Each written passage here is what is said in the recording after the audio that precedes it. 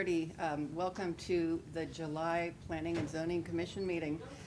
Before we move on to the items on our agenda, I just wanted to open up a general citizens discussion. Now, we will be having discussions over each of the items on the agenda, so if you have something specifically to address regarding a specific item on the agenda, I would suggest that you hold any comments until that time. But if there's anybody who has any sort of general discussion, now would be the time to do so. All right, I'm going to go ahead and close that public meeting. The first item on our agenda is to consider the approval of the June 19 minutes. So moved. Second. All those in favor of approving the June 2024 minutes, say aye. Aye. All right, next up. Case number PP 2024-002. Applicant Ryan Spears with GM Civil, representing SID Partners LLC, is requesting a preliminary plat of property located on North US 281, parcel R26347. This property is approximately 10 acres, located north of 1350 North US Highway 281 and south of 1800 North US Highway 281, being part of A0804 Williams MR of the City of Stephenville, Erath County, Texas. Mr. Killen. Thank you, Madam Chair, Commissioners. Applicant has submitted a preliminary plat for a project that will be at the property identified. The staff has reviewed the preliminary plat, and we have asked that the following conditions be met for approval of the preliminary plat. Of course, once the project is completed and the public infrastructure is installed and accepted by the city, a final plat will come back to the commission for approval. So this is just to begin get the project moving forward. Preliminary plat will allow the construction according to the site plan as presented to the city. Multiple documents have been submitted, and we are currently reviewing those and working closely with development. We'd be glad to answer any questions. Okay, we need to include these conditions in any motion? That is correct, yes, ma'am. Thank you. Any questions for Steve? Has there been any plans or any kind of ideas kicked around about the traffic and danger of the turn out onto 281 through there, Steve? I know that's a TxDOT road, however, that's the side of town I live on, and I go to Atwoods and Tractor Supply quite a bit. Yes, sir. And it's extremely dangerous. I know when the pipeline crew had their yard there and it was very busy through there, we sat on 281 for about 30 minutes one morning between the red light and that turn in. So I feel like we should address somehow the entrances, the continuation of the roads or traffic lights somehow before we keep adding things out there. Yes, sir. As these developments occur, the developer is required to perform a TIA if Yes, the sir. traffic indicates so. We also work with TxDOT, make sure that driveway applications are approved for access onto 281. This particular project has been in contact with TxDOT already, and they have on their site plan what they are proposing for access into the site. You might recall along 281 there has been right turn lanes Yes, sir. constructed. There's also a private road that runs as a service access to 281 to Yes, sir. try to circumvent some of those concerns that you're having. Also, the city is working with TxDOT to address a possible traffic light at the county road north of there, which is known locally as Cheese Plant Road. Yes, sir. So well aware of those concerns, city's aware of those, and developers work with TxDOT. The city works with TxDOT. We meet with them every other week on every project that has access onto a state highway. So appreciate those concerns, and we recognize that. Absolutely. Thank you, sir. All right, any other questions for Steve? All right, I'm going to go ahead and open a public hearing. Is there anybody here who wishes to speak in favor or against this preliminary plat? I'll close the public hearing, commissioners. Now, recall please that we make the final decision on this. We don't need a recommendation. We simply make the decision. I recommend approval of PP 2024-002 with all conditions. Second. All right, all those in favor of approving the preliminary plat with conditions, say aye. Aye. All right, moving on.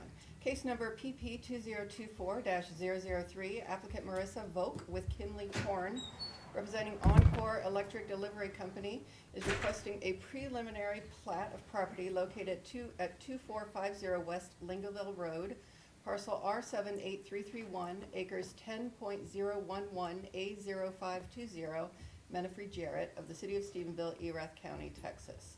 Mr. Ketman. Thank you, Madam Chair. Civil plans have been submitted and under review. Final steps for approval of the civil plan set include completion of any remaining items on the preliminary plat. Staff's recommending approval of this preliminary plat with the conditions listed below. This project is for Encore on Lingoville Highway. You might recall that project was brought to us for a rezone several months ago. And so they have replatted that property once it was rezoned to industrial to allow for this actually offices with storage site as well. There was a question presented to me about the driveway access for this particular project. And so if we could scroll down to, I believe it's going to be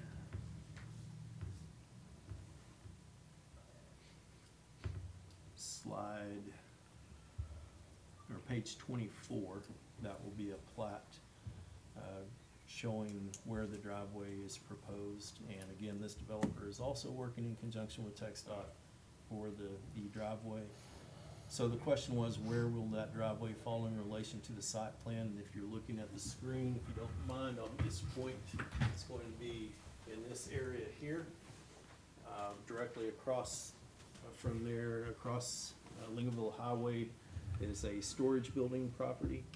That storage building driveway will be offset from this driveway as presented on this preliminary plat. And then the center point of this driveway to the center point of the church driveway further west on Lingoville Highway is roughly 260 feet from center point to center point. Again, all of this is reviewed by TxDOT through a driveway application, and TxDOT has to approve that application before the project can move forward. Be glad to answer any questions. Thank you, Steve. Any questions for Steve? So you know mine are gonna come up about the utility, the density of those on this plat.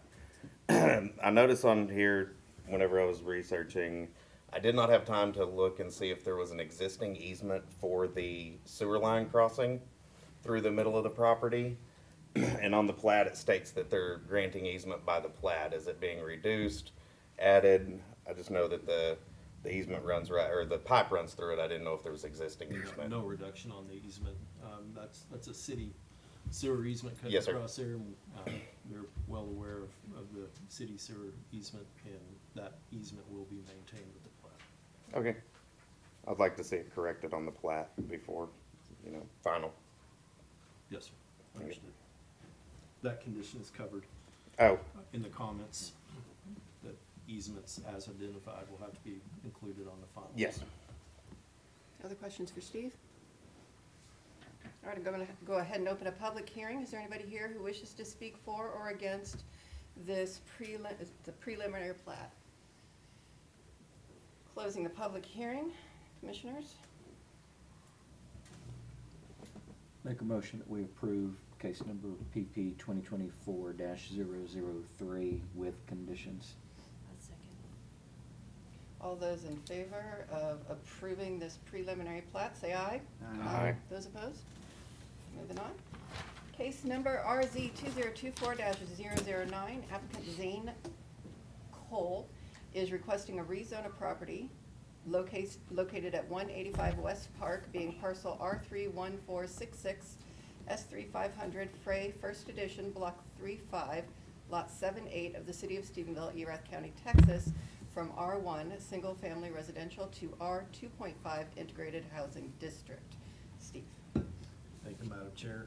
This property has current zoning as single-family residential, future retail and commercial, as you mentioned. Applicant is requesting to rezone to R2.5.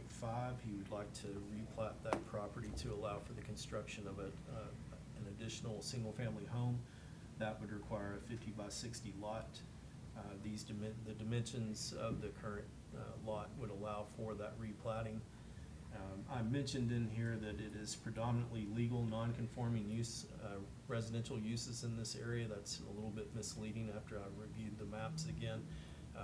There are single-family homes, including the applicant's single-family home in this area, but directly across the street, I think I was off on my Google search, is a vacant lot, and it is currently identified as industrial. This is of course along Graham.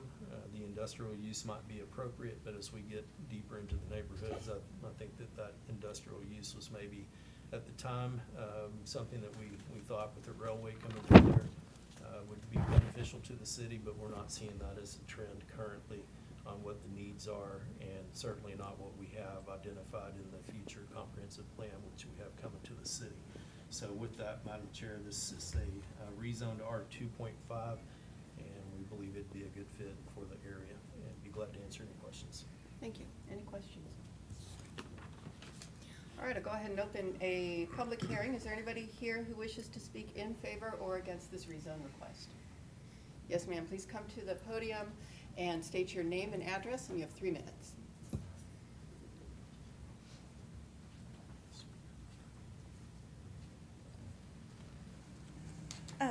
My name is Sarah Mize. I live at 150 West Herbert Street in Stephenville, which is the residence directly behind the lot in question. Sorry, I'm not good at public speaking, but I brought notes, which basically my point was, I just don't think there's enough room. Simply, there's already parking issues with the single home on that lot. At any given time, there's at least one vehicle parked alongside the street, which makes me believe that there could be safety concerns as far as emergency personnel trying to get through, or even, God forbid, get to those houses, or like the potential house that is being proposed. I don't think it's a good idea. I did some research alongside using TxDOT's website, and I called the police records department this morning, and as of 2022, TxDOT reported 339 crashes within the city limits, and then the police records department told me 505 as of 2023, and that's a 48% increase, which my point being, there's constantly accidents in Stephenville, which would make me believe that that road would at some point need to be utilized and be accessible to emergency personnel. Also, going back to not having enough room, the house there, according to the ERAF CAD, is only 1,259 square foot, I believe, and from the boundary on Belknap and Park, the property line from that point to the edge of the driveway is 56 feet, I believe, so the remaining footage from the edge of that driveway to the other side of the property line would only be 48 foot, and this is according to the maps that I got on the ERAF CAD. And anyway, so the house, the new potential house, would have to be even smaller than the 1,259 square foot house now. And I don't think that would be aesthetically pleasing. And also, the noise level I'm concerned about. I currently work 3 jobs. 80% of them are home-based. And my primary job, I'm talking to executive and senior personnel pretty much on a daily basis. And I'm worried about the construction noise, and after construction's over with, I'm worried about, just the noise from the future residents interrupting my very important job and other jobs that require my utmost concentration. Thank you very much for your comments. We appreciate it. Is there anybody else here who wishes to speak in favor or against this rezone request? Yes, sir.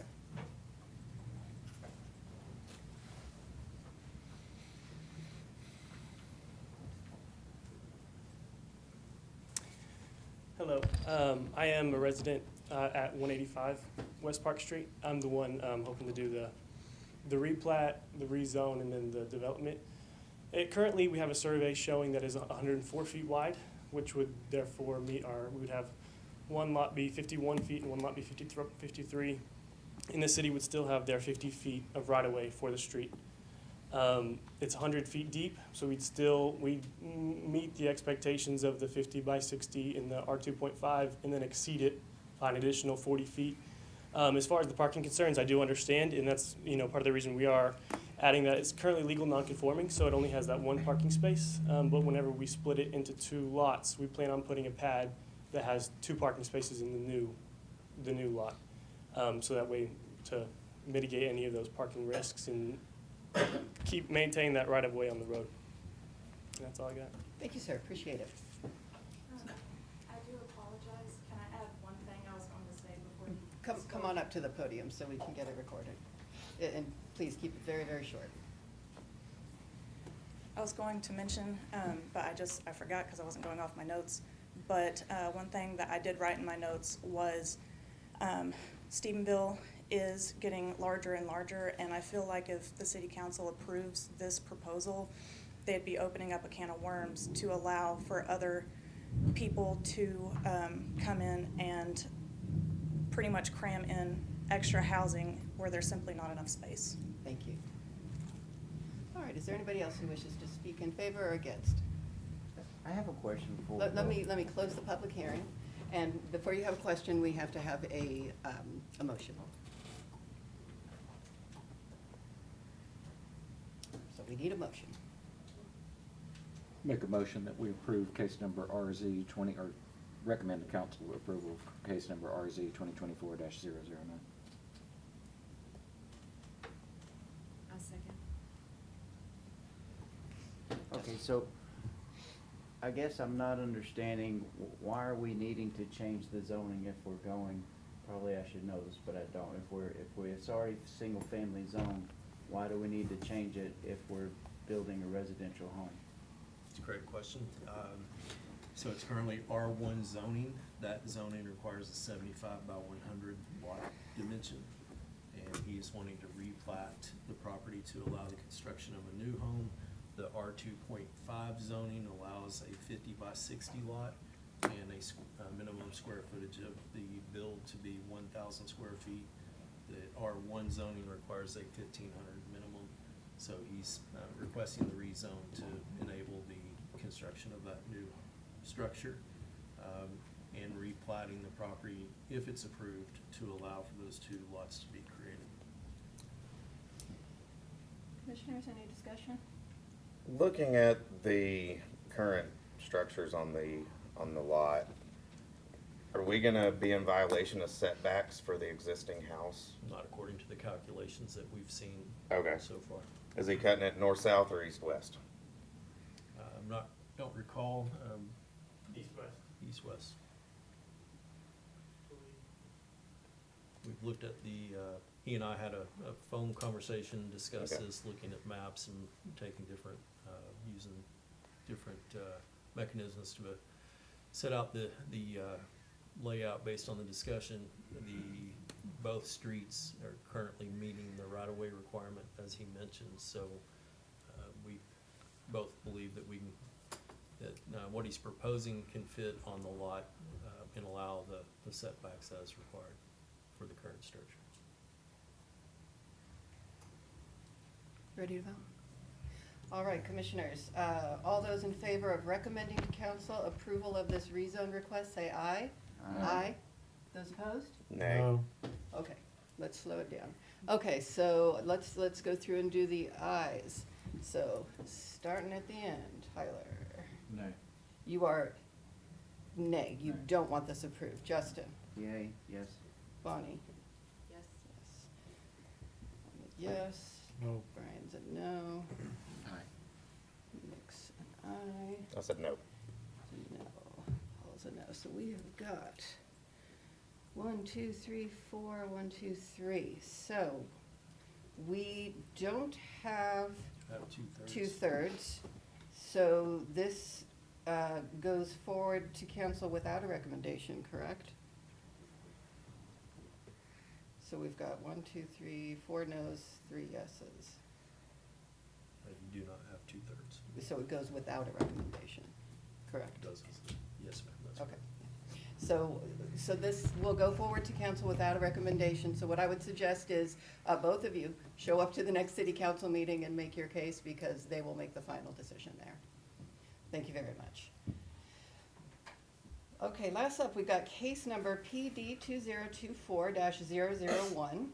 Applicant Southwestern Pigeon Road LLC is requesting a rezone of property located at 315 FM 2303, parcel R65090, being acres 3.020 A0520 Menifree Jarrett, and parcel R22587, being 91.830 acres of the A0520 of Menifee Jarrett, house and barn, to the city of Stephenville, Erath County, Texas, from R1 Single Family Residential and to be determined to PD Plan Development. The applicant will present the development plan. Steve. Thank you, Madam Chair. Tonight, we're asking the commission to review the development plan and make a recommendation to city council. You might recall that this came to P&Z on May 15th, 2024 with a conceptual plan. They presented the conceptual plan, and there was public input received. They have made some modifications to that plan since the hearing or the conceptual plan presentation. Some of the things I'd like to note in review of their plan that is included in your packet is that they have submitted water, sewer, and drainage plans to city staff.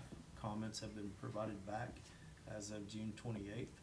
They have a driveway application, which I believe was to be submitted, driveway application to TxDOT, which I believe was indicated to be submitted by July 11th. Mr. Ballinger is confirming that that did occur, and so that will be reviewed by TxDOT. They do have a plan on how to get traffic in and out of this development and under review by TxDOT. Modifications made in response to the comments received during the conceptual plan are presented and very well covered in the narrative that they have provided. But some things I would like to make note of is that they have a 30-yard setback with the side and rear yard requirements, which are 10 and 20 respectively. They are doing 30-foot setbacks, with exception to the frontage at Highway 2303. Landscape buffering is being provided. The storage building heights have been reduced. They do have a table, which I've included in the staff report, which identifies some of the development standards. As you can see, all of the R3, which would be the base zoning for a development of this nature, they have met all of those with the exception of the ones that I've highlighted. The landscape buffer would be a 20-foot. Typically, they are providing a 30-foot buffer with exception to the area where the storage buildings are located on the plat or on the site plan. They are still providing a 10-foot buffer there, also providing a 6-foot screening fence, and they have a rendering of what that will look like from adjacent properties included in the packet as well. On the dwelling units, they're asking for a 48-foot height, which is a 13-foot variance from the 35-foot limitation for R3 zoning. This is for the townhome units on the site plan. They are asking for this variance so they can build townhomes that have higher ceilings and have a different aesthetic appeal than if they would if they kept it at the 35-foot. The height limitation on the 60-foot semi-public building, which would be their leasing office and clubhouse, they are proposing that to be at 48-foot, which is again below the standard. They do have a parking, I failed to highlight that, at the semi-public location within the community. And keep in mind, this is a gated community with private roads. They are proposing a one parking stall for every 400 square foot. That's for their leasing office and venue that they will have. Now, they will also be providing off-site parking. I believe it's 128 spaces, And then every unit will have the required spaces per dwelling unit as set forth by the building code. So I'm not sure that they will be underparked with the 128 that they're providing. Also noted in the narrative is that they will provide shuttle services to the people that live in this community to and from those semi-public locations within the development. A TIA with TxDOT is underway, and I'm going to continue through, have the information there for planned development, and then if we'll scroll down to the narrative, it's been a pleasure working with this group. They've been very thorough and very timely in their submittals. They have a lot of information provided in their narrative. If we drop down to, they had something earlier that I wanted to touch, and they had it highlighted, and I'm not seeing that currently, but let me just hit on the highlights of the additional clarifications. Fire department access has been reviewed for this site plan. This entire site will be sprinkled, every unit will be sprinkled, and so the fire marshal was able to work with them on the site plan as presented. Traffic impact analysis is underway. TxDOT is working with them again on the driveway applications. They do have some floodway on the development. They have positioned every building to accommodate the floodway requirements, floodplain requirements. Domestic water and sewer, they will be extending, the developer at their cost will be extending a 12-inch water main from Belknap and Lingleville Highway, and also a 8-inch gravity sewer line from the southwest corner of the development. I believe that's gonna cut across the river and connect to the development to the, I would say, southwest of this property. Street names are pending, as it's a private development, or private streets maintained by the developer. Lighting plans have been provided. They have 18-foot pole mounted lanterns with schematics on those. Landscaping meets the landscape requirement with 11,300 square foot of landscaping at the entry, and then 53,400 square foot of landscaping throughout the development. The signage is only a 4-foot monument signs. They're not anything real intrusive to the surrounding area. They will provide perimeter fencing and a 6-foot wooden fence with stucco columns around the perimeter of the property lines. It's a residential unit mix, so they will have 1-bedroom, 2-bedroom, 3-bedroom units, and then 2-bedroom and 3-bedroom townhomes, and some units that they will identify as short-term rental. Short-term rentals are not currently regulated by the city, and if you follow the legislative sessions, I think that's gonna become a more challenging aspect for cities to regulate short-term rentals moving forward. So that is not in conflict with the current requirements, and I don't think it will be in conflict with any requirements moving forward, just based on the movement that we see, not only here in Stephenville, but across cities across the state and with our legislature. I mentioned their leasing center. They're also referring to that as a town center. It has a clubhouse, a bodega, a community room, a fitness center, and a pool. They are providing parking. They're estimating that it's going to be roughly 10,000 square feet for the town center. And again, the parking is at 1 per 400 square feet, which the requirement would normally be 1 per 200, so that is a 50% reduction, but they have off-site parking that can share parking requirements based on city ordinance. The preliminary project schedule is at the end of their narrative. This is targeted to start, actually, move into this, trying to find this construction date, starts August 2025, and that will be for phase 1, and then phase 2 will follow in August of 2027. And then if we move to the submittal with the renderings, page 59 has the site plan, which is very close to what you saw on the conceptual plan overall. And exception to the modifications that I mentioned earlier. On page 61 is the phasing of the project. And then we've covered the other items that I wanted to mention, but as you scroll through, you can see there are different renderings for each, the town center, and then some of the housing as well. So with that, Madam Chair, well, let me back up just a little bit. Page 71, I know that's a concern for some of the adjacent property owners. Page 71, Jeff, if you can get there, that's the rendering of what the storage buildings are going to look like, and then a rendering of perspective from an adjacent property with the screening fence. The screening fence is 6 foot high. The storage building is 16, including at the peak of the roof. So that's what they're proposing. That's what they're presenting as what that will be from a perspective off-site.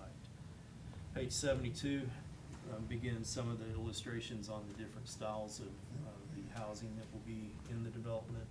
Floor plans on page 73 through 75, and then just a continuation of what the renderings illustrate for this community throughout the development. And with that, Madam Chair, I'd be glad to turn this over to you for any questions you and the commission may have, but also want to note that Mr. Allender and his team are here and can provide you additional detail as needed. Thank you, Madam Chair. Any questions for Steve? Oh, and I might be missing something, Steve, so I apologize if I'm not. Has the property adjacent to the west been purchased by the developer? The property. Just the house right next to the west side of it. It looks like to me that the right turn lanes are going directly across their driveway. So that was, I'm only aware of the ownership of these two particular let me parcels, which see comprise which- the 94 acres. yeah. I have a question on the height, going over the height restrictions. Do we know about how many buildings in Stephenville exceed our height restrictions? Like one or two, it's not very many. No, I would say it's quite a few more Oh, than one or okay. two, yes, sir. But the process for that would be to go through the Board of Adjustment if it's not a PD. With a planned development, that's one of the beauties behind a planned development is that the developer can bring forward concessions, for lack of a better term, things that they need to make the development work on their site. But then the city can also ask the developer to do things above and beyond the normal requirements of what the city ordinance lays out. So this is a planned development, and that's why we are calling out the exceptions or the concessions to the ordinance requirements, because once this is approved, I want to make that point as well. A planned development, if it's approved as a planned development, this has to be what is constructed. It can't be anything other than what is presented and approved as a planned development without another person, let's say they sell the property and it moves to another developer. He has to build what this planned development calls for, and if not, he has to come back, and we would have to request that the city repeal the planned development and issue another zoning. So that protects you from another project coming in and building something completely different than what we're discussing tonight. That kind of brings up my next question, Steve. I know we've been burned on that with some PDs we've approved in the past year or two. Not being able to move forward due to permit issues or funding issues. So I guess my biggest question is, and there's the plan to cross with the sanitary over into the soccer fields. That's crossing the river. I don't know if they've looked into any permit requirements for that sewer to cross the river and go into the soccer fields. And if there's gonna be any sort of permitting that's not gonna go through, or any funding, and that's just a general question. I know we can't know that one, but, with a planned development this size, it's very difficult to move forward without knowing that everything is ready to go. And if you go to page 62 on there, I'll show you the driveway issue I was discussing. So the adjacent property there, the existing driveway does go right into TxDOT, right next to their property line. I don't see any plan for any sort of approach, anything. Have we given them any other path into their driveway? You know, usually on a driveway approach, we would see some sort of curb detail, some sort of cutout detail to allow that property owner access. And I assume with this being within the city, it's going to be a curb and gutter, correct? Yes, sir. So I see that this. Well, now also understand this is a TxDOT right away. Right. So TxDOT will make the determination on curb and gutter. Sidewalk will more than likely be required, but generally what we see with TxDOT is they do not want curb and gutter along a state highway. Valid. The driveway application, as I mentioned earlier, will take into consideration the distance from the adjacent property driveway. And your comment about plan developments not being successful, I don't know what you're referring to there. Every project, regardless if it's a plan development or not, has to go through the same development review process, same review by TxDOT. Delays occur based on what requirements are and the ability of the developer to move forward. But just because if this is approved as a plan development, doesn't mean that they get to start construction right away. They still have to go through all the development processes that we would require of any other project. No, I completely understand it. It wasn't meant to be inflammatory, Steve. It was that after it gets approved through all the proper channels and you've done everything right on your end, seems like there are several that have fallen through on the developer's end. No Yes. fault of ours. So with, if I made you feel that I thought it was inflammatory, I just wanted to. No, you're provide good. some You're good. clarification. Not being argumentative, but what I want to point out in response to that comment is that with the plan development, and this, I did not mention this earlier, but they have provided a development schedule. Yes, sir. And every year, every 12 months, they have to come back and provide an update on their development schedule if they do hit those type of delays. So that's also one of the protections of a plan development, is that it can't just go on indefinitely, because it has to be reviewed by this board, or this commission, and the city council every 12 months. And through that review process, you could easily recommend that the city council revoke the PD. Okay, understood. Thanks, sir. Yes, sir. I have a question, and I don't know if this pertains to this one or not, but going back to another case where a floodplain was having to be looked at, mainly the stadium, where they had to have a study from the U.S. Waterways or whatever for encroachment upon. Because of the construction inside the floodplain. Yes, sir. Is that gonna be something that's addressed here? I believe all their construction is outside of the floodplain. Outside of it? Yes, sir. Okay. Yeah, they drew the floodplain limit on here according to the new FEMA maps. I did look at that. And then also would the roadway be higher than the floodplain by a considerable height? Yes, sir. Okay. Everything has to be a certain elevation above the Floodplain. Yes, sir. Okay. But I still would like to see the neighbor's driveways somehow addressed and not just show the edge of the roadway going out. That's my big concern. Okay, that's it for Steve. Mr. Allender, would you like to make any comments before I open a public hearing?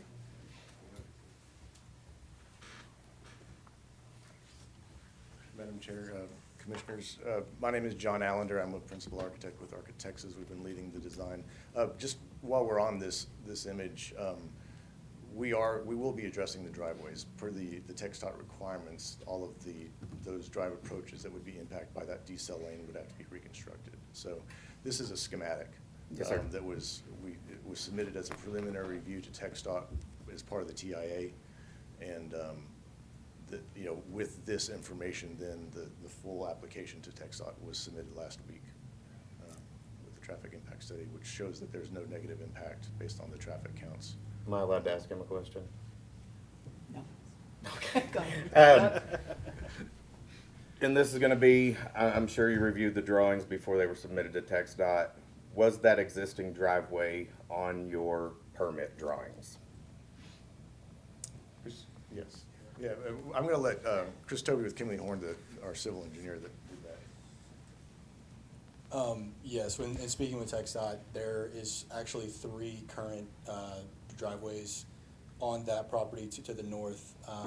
2 of those, the one on the northernmost side and the southernmost side, is what they are requiring us to reconstruct as part of our Okay, permit application.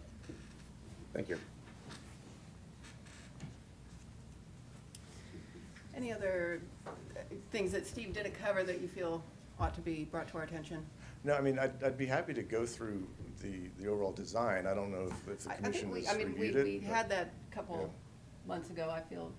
Well, we've added quite a bit of information. I don't know if you've seen all of the renderings. I went There through. was a request from staff that we provide floor plans and renderings of all of the developments, so that's been provided now. Anybody on the commission have specific questions? I've gotta say something about the height restrictions. Okay? So the reason and I'll just tell you, I say I have issue with it, is because every time, when we exceed height restrictions, then we need fire trucks, ladder trucks that are capable of getting to that height for whatever reason. Right now, we have one ladder truck in town. It was well over $1 million. I don't know the exact number, but what I'm getting at is when we exceed the height restrictions, it's on all the taxpayers. In my opinion, we've got to buy more ladder trucks, and it affects everyone. That's why I don't like exceeding that restriction.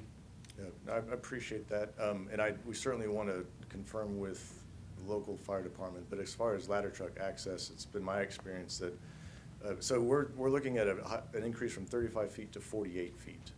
And that's simply for a larger floor-to-floor dimension. Yeah, and I don't. So the occupied levels are not The actually ladder, increasing that it's much. plenty of length. What I'm saying is if planning and zoning keeps allowing more and more people to break that barrier, we're gonna need more ladder trucks. Okay, what- And Commissioner, Yeah. if I may? Yep.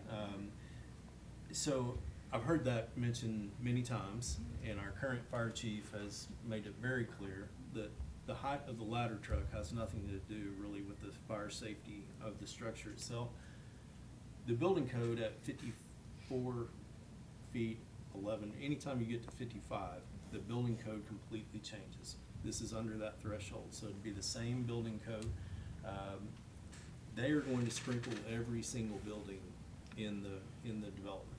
And so, although you're not completely wrong about the height of the ladder truck providing them different abilities to fight the fire, our fire chief says that there should never be a discussion about a limitation of a building based on the capability of the fire truck, because the code enables them to require other mechanisms. They would much prefer a building be sprinkled than they would using an apparatus to be completely reliant upon an apparatus. So in this case, not only will we have the ladder truck that is part of the city's fleet, but they are going to sprinkle every single building on the property. So Fire Marshal is in complete agreement with this project. I appreciate your concerns, but I think in the past there was this urban legend that anything above the height of that fire engine was just like taboo because it couldn't be properly protected, and that's not the situation. So just wanted to provide that clarity. Thank you, Steve. Any other questions for Mr. Islander? Thank you, sir. We appreciate your time. Thank you. I'm going to go ahead and open a public hearing. Is there anybody, well, I know there's people here who wish to speak. We'll go ahead and begin with Judy Addison.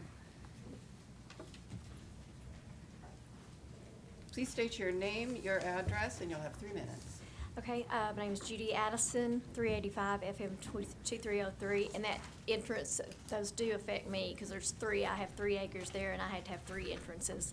And anyway, I just wanted to address that before I begin.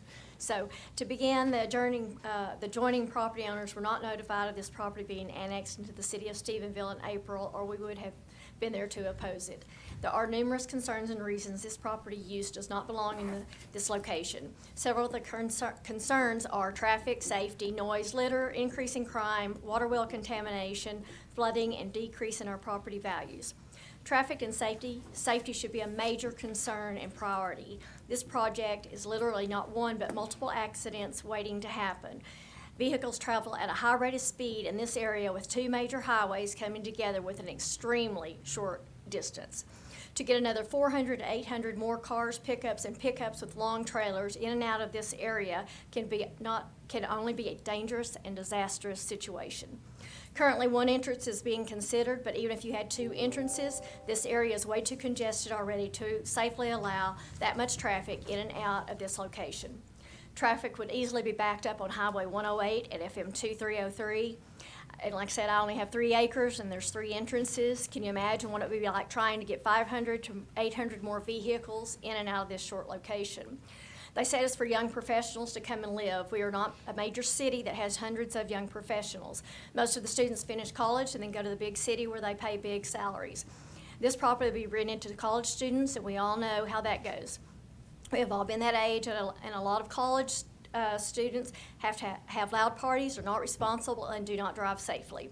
Parents want to send their kids to a college where it is safe to live, and this area will not be safe for their children or the citizens of Stephenville or Erath County. Also, this property has major flooding issues. I have seen it flood up to the road that goes nearly through the middle of the property, and I can't imagine them wanting to cross the Boston River with the sewer lines. And anyway, and as of now, Stephenville and Tarleton have a good reputation of being a safe community. Is it worth risking someone's life and our reputation by allowing an outside investor who has never done a project like this and has no ties or commitments to this town or university? Would you, as leaders of this community, want to risk or be liable for a potential lawsuit against the city if someone is seriously injured or killed at this location because it is not safe? Again, I believe the location is not suitable for this kind of project, and I am a proud graduate of Tarleton State University, and I've been a citizen of Stephenville and Erath County for over 30 years. Overall, we are citizens who support our community, Tarleton, and we have invested our life savings in our homes and priorities. How would you feel if this was your property, and would you want this next door to yours? Unlike investors and students who come and go, Stephenville and Erath County citizens are the backbone of this community and are here to stay.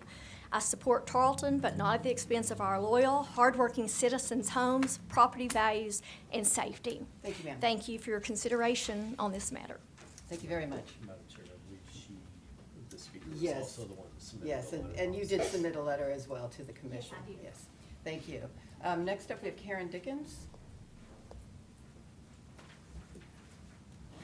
Good evening, I'm Karen Dickens. I live at 2537 North Highway 108. I submitted letters back in May, and I'm not going to read through those again.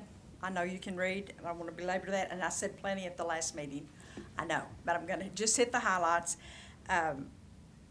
Again, the notification about the that property being annexed into the city, nobody knew that till it was a done deal. The issue right here on this map where you go straight up north on 108 or you turn to go on 2303, if you don't live out there, you have no idea how congested that is. You just don't. And if we've got 400 plus, if each little house had one car, which we know that's not the norm, I can't imagine 400 young professionals trying to get in and out of there to get to work or get home to work every afternoon with the traffic is already there from those of us that live north on both of those roads. Is there any kind of a guarantee that if the young professionals don't pan out, that this is not going to turn into student housing? The developer has to get their money back. So do we have any kind of a guarantee that if it doesn't work with young professionals, is then it going to be student housing and all that entails? I mentioned in my letter about the depreciation. We feel like it will depreciate our property values out there. The amphitheater is a real concern, and I'm going to use the 4th of July as an example. If they choose to have a community firework display, we all have animals. We've got cows, we've got horses, and they set them out anyway out there.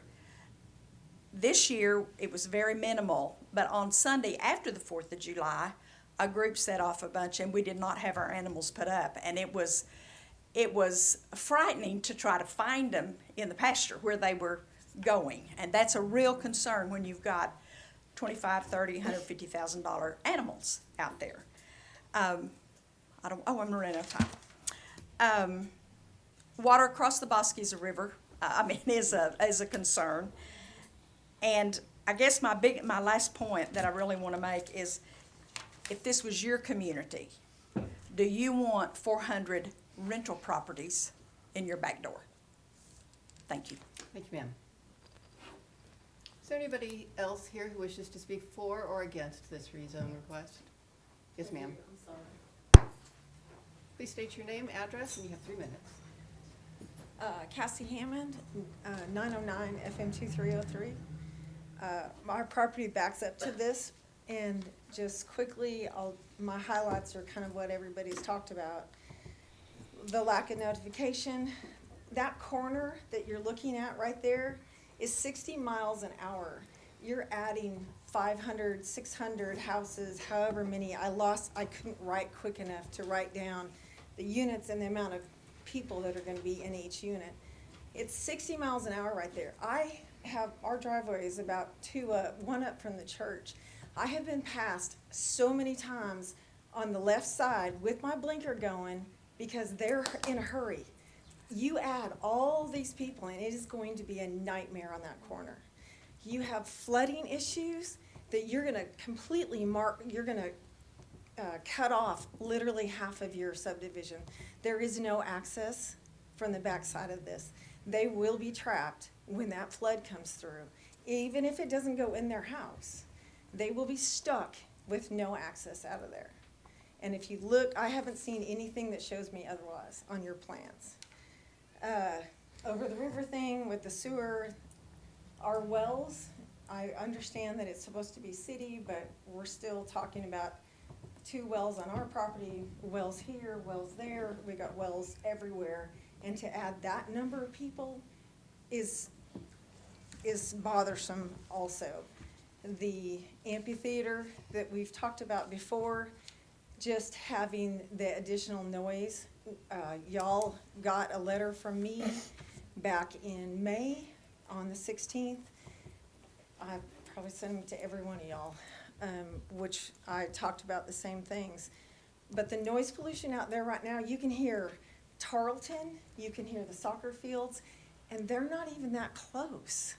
So when you add them 400 feet from my back fence line, it concerns me.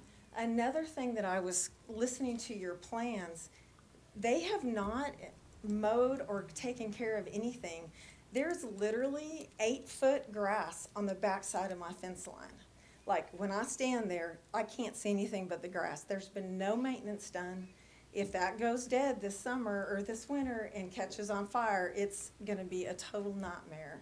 They're not taking care of anything because guess what? They don't live there.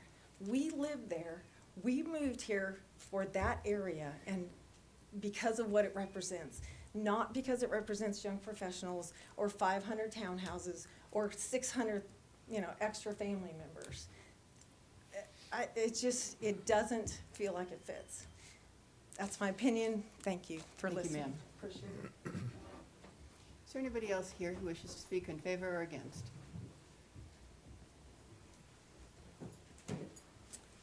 Hi, Kim Winfrey at 615 FM 2303.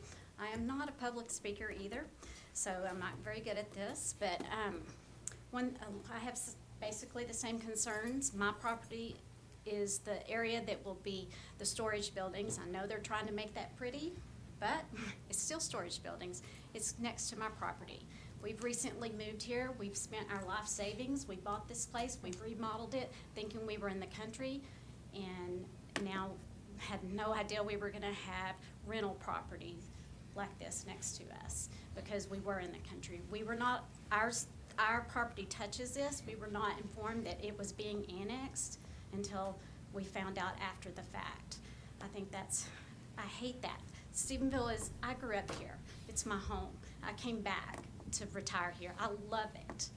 But I don't want rental properties that much next to me whenever we spent, we want to live there forever. We've already have another house that's going up for sale. I don't know the exact, I haven't talked to them personally, but others have, and it's because of this, because they want to get out before this gets moved in, and they're hoping to get out of there. I don't want to have to do that. I mean, I want to live here forever. So, something else,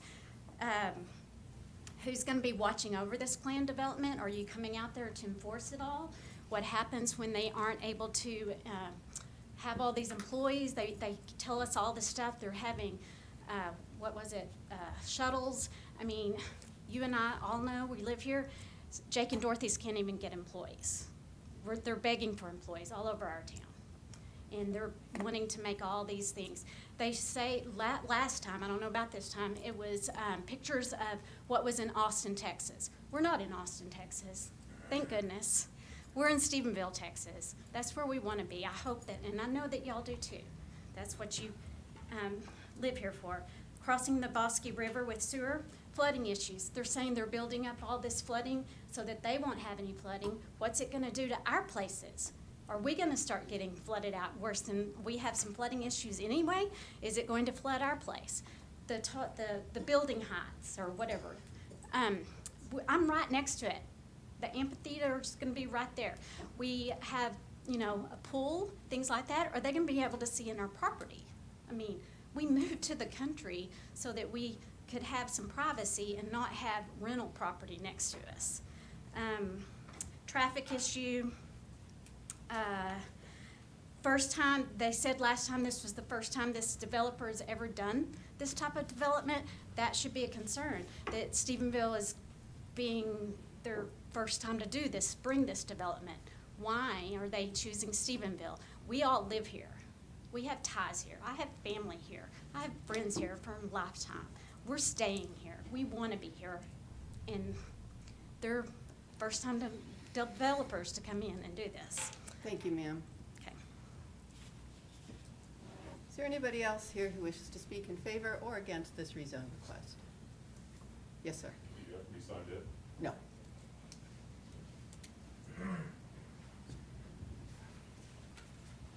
Just state your name and address. You have 3 minutes.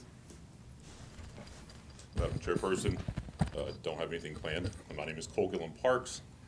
I am the sole member of Southwestern La Paloma LLC. There's nothing I can say that's gonna make a group of people happy regarding this. I just wanna mention, my wife and I are both graduates of Stephenville High School. I moved here in 1992 from Bosque County. We're residents of Comanche County now. We work here full-time. We're here every day. I'm not an outside investor that's coming in here for my gimme project. This is the first project that I solely own, that I've funded myself. I've done over $250 million of real estate development across the state of Texas for other investors. I'm here because the market study showed that there was a good opportunity to grow my community where I lived. It keeps me home closer to my kids. They're 12 and 11 years old. I don't have to fly to get to Amarillo or get to Houston. And our community, the market study calls for this. It shows that there's an appetite for the product. There are people, like my wife and self included, that I believe will stay here because there are jobs that pay good. If they have a place to live as a stepping stone, with interest rates as high as they are, affordable housing is almost impossible to get right now. They're tired of a college apartment complex and they want something a little bit nicer, but they're not ready to buy a home. And this is that stepping stone community for them to venture into single-family home ownership of some kind. So, I would love to visit with my neighbors. If you need me to shred, I'm happy to send a tractor out there. I can have them next week. We have done demolition on the property. All the existing structures have been removed. We've been hauling dirt in the past week just for fill purposes. That's all. Like I said, I'm not the enemy. I'm from here too. And like I said, I hope that y'all are welcome to call me anytime. So thank you for the time. Thank you, sir. Thank you. Other areas for a project like that. All right. Is there anybody else here who wishes to speak for or against this rezone? All right, we're going to go ahead and close the rezone request. before we have a motion, Steve, could you please address the question of annexation that had came up multiple times? So state statute for the voluntary annexation, it's the local government code, section 43.0673. It requires us to have a public hearing, which we did. It requires that must provide persons interested in the annexation the opportunity to be heard, that's the public hearing. Must adopt an ordinance annexing the area, that was done by city council. Then, the hearing was, I believe, May 7th, and the ordinance was adopted. Through that hearing, we must post notice on the city's website, that was done. And it has to be, the notice of the hearing has to be placed in a newspaper at least 20 days before the hearing and not less than 10 days before the hearing, and that was also complete. Thank you. And then could you also just address the concern with well water? Can you explain how water from the city travels in and won't affect their well water? So we have a 500-plus acre well field out Highway 67. You may be familiar with the storage tanks that are near the old Politos site. We pipe water into those tanks and then feed it through the distribution center. These lines will extend from Belknap and Graham all the way up to the development, again, at the developer's expense, and so that will be through the city's water supply, where we are pulling water again from that well field out off of 67, I believe it's about 4 miles outside of town. Okay, and can you address the issue of concerns about water kind of flooding their property, shifts in the water through this development? So Yes, issues ma'am. with drainage. So with any project, the development review requires drainage studies conducted by engineers. So they will submit engineered drainage plans they already have, and then we also contract with a third-party engineering firm that reviews those plans, and then those, any comments from the third-party engineer and our in-house engineers goes back to the project engineer, and they are not granted any approval to move forward with the project until all the engineers are in agreement with the drainage study requirements. And in layman's terms, basically what they have to be able to demonstrate is that the water that is currently leaving the property with the development with the impervious drainage and everything that occurs with the development, the water cannot leave that property at a higher rate or volume than what is currently happening with the undeveloped tract. Thank So you.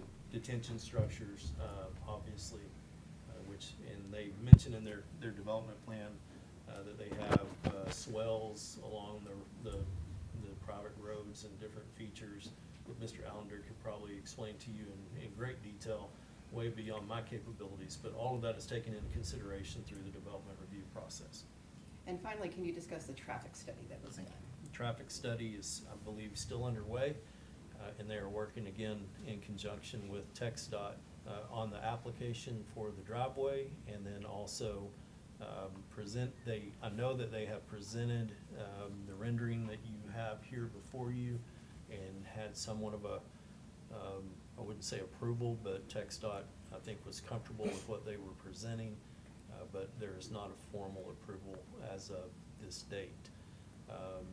If the PD is approved and TxDOT comes back and says that they will not allow the driveway application, that's a risk that the developer's taking, and then they would have a property with this zoning that they would have to figure out how to move forward if that were to occur. But early indicators are is that the study and the rendering that you're seeing is anticipated to be supported by TxDOT. And given the congestion, the speed, is that something TxDOT looks at as well? Yes, ma'am. That is correct. And they've seen the development, the amount of traffic they're anticipating leaving and entering this development. Yes, sir. When this was, before it was even brought to the city, or to the commission as a concept, to understand that city staff, TxDOT staff, the developer, and his team had all been discussing this project. They were very well aware of the traffic concern and the TxDOT right-of-way issues, even before they approached the city, because that was one of the first things that staff pointed out, was that you will have to work with TxDOT on the application for the driveway and also the study. This may be his first development in the area, but not his first development ever.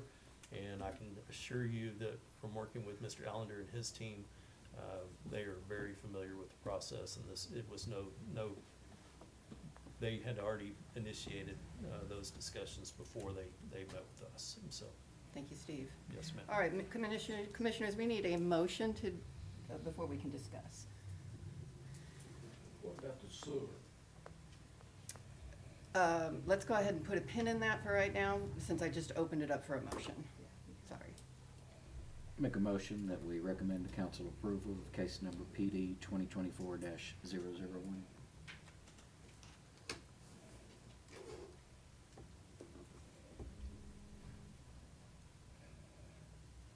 Sounds like the motion's gonna fail. Oh, I'll second it so we Oh, can discuss. all right. Sorry. Okay. Yeah, sorry. And then I should Went on note that, lockdown. that Bonnie is abstaining from a vote. Okay. Okay, so, A big thing, you know, I don't like to come in and tell somebody what they can and can't do on their own property, which in turn also means I don't wanna have to tell somebody that they have to lose their driveway because the guy next to them has a bigger driveway. That's kinda what I was looking at through there, Steve. So I would feel more comfortable if we held off until the studies and the driveway permits to see what that looked like. I tend to agree, and one thing I wanna say is, over and over, it seems like we say we're waiting on TxDOT, or that's TxDOT's responsibility. But we're letting our town grow so fast, and TxDOT's not gonna they're not gonna maintain the roads fast enough to keep up. They fail, I'm sorry, this is my opinion, they fail over and over at keeping up with the growth, and we keep saying, well, that's TxDOT. Well, at some point, it's us, because we're the ones elected to make these decisions. And I do know the area they're talking about, and it is very crowded. I can't imagine 400 houses going right there, and people going in and out, because it is very crowded already. So Thank you, I Justin. don't feel like we should put it off on TxDOT. okay, any other concerns? We're gonna do a roll call vote on this. Tyler? Is it possible to table this until we get We cannot. What would be the next step if it failed, Steve? Would they? Still goes to Still city go to council. Yeah. council, and then council makes the final decision. I'm a no. Okay, No? I'm a yes. No. Yes. No. Okay, so 1, 2, 3, 4, 1, 2. So it's 4-2, Steve, so that is. Motion failed. Motion failed. So this is going to go forward to council with a negative, with a failed recommendation. Actually, the motion was to approve. The motion was to approve, so So- the motion failed, it did not approve. That's correct. Yeah. Of course, city council makes the final decision. So all of this is ultimately up to city council. We only make a recommendation. So you will want everyone to attend the next meeting of the city council and make your concerns heard. It is the first Tuesday of the next month. This will be on that agenda. Correct. Well, unless for some reason it was pulled, but I assume, Steve, that It Will be- is intended to be on the next schedule. Okay. If As for some of this reason the moment, yeah. mayor or the council pull it from the agenda, we'll do our best to make people know Yeah. as much as possible. Yeah. Okay. And I apologize for not getting to your sewage concerns, but definitely bring that up again at the next meeting. All right, thank you. That's all we have tonight, folks. Motion to adjourn. Motion to adjourn. Second. Thank you, everyone, for attending.